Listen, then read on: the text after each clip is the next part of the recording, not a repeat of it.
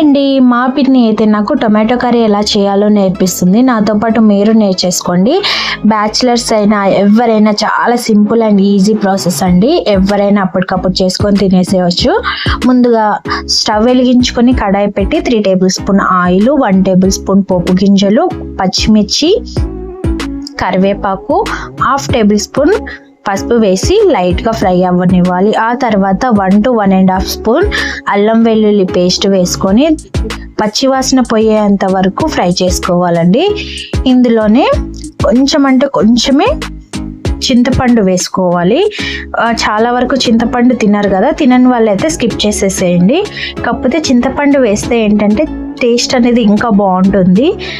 So gravy అనేది కూడా చాలా ఎక్కువ వస్తుంది, చాలా టేస్ట్గా ఉంటుంది. ఆ తర్వాత చింతపండు వేసిన 2 minutes తర్వాత టొమాటోస్ని వేసుకోండి, సన్నగా కట్ చేసుకున్నవి. నేను ఇక్కడ 5 to 6 టొమాటోస్ తీసుకున్నానండి. మీకు తగినంత టొమాటోస్ తీసుకొని వేసేసుకోండి.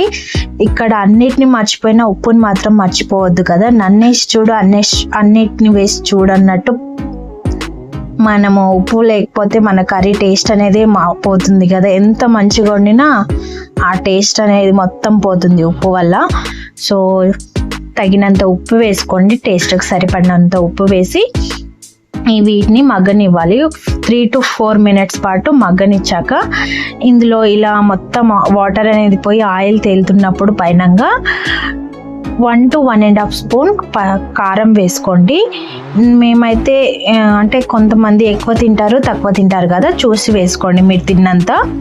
మేమైతే 1.5 స్పూన్ కారం వేసుకున్నాము. వేసి బాగా కలిపి 3 minutes పాటు మగ్గనివ్వాలి. ఆ తర్వాత ధనియాల పొడి, గరం మసాలా వేసుకొని మంచిగా కలిపేసి 3 minutes పాటు అలానే మగ్గనిచ్చినాక చిన్న గ్లాస్ వాటర్ తీసుకోవాలండి. ఎక్కువ వాటర్ పోయొద్దు.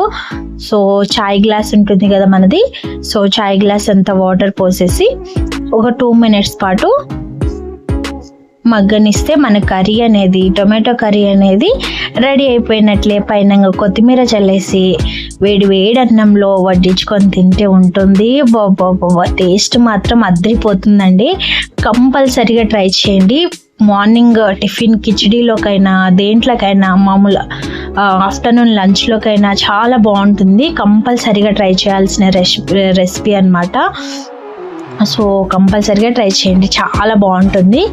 సో ఇంత ఈజీ ప్రాసెస్ కదా, ఇంకెందుకు ఆలస్యం, మరి మీరు ట్రై చేయండి. ఎలా వచ్చిందో కామెంట్ సెక్షన్లో కామెంట్ చేయండి. Thank you for watching. Bye.